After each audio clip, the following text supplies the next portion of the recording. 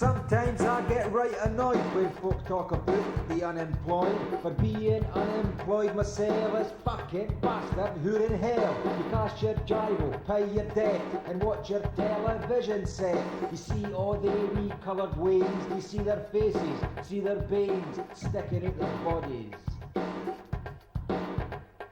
Our leaders are all fucking hypocrites. They shut the steelworks, shut the pits, drag the youth to drugs and dree, stitched up then sent home to D. We hate to change the way it's run. Unequal distribution, unequal distribution, unequal distribution.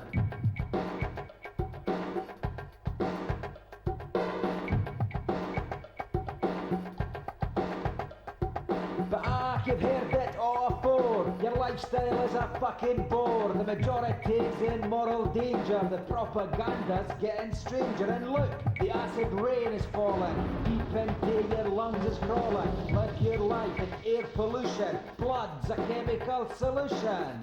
You've heard it all before. The police are breaking down the door. The miner's brains has been garroted. The revolution's no been plotted. Legalise the loan shark.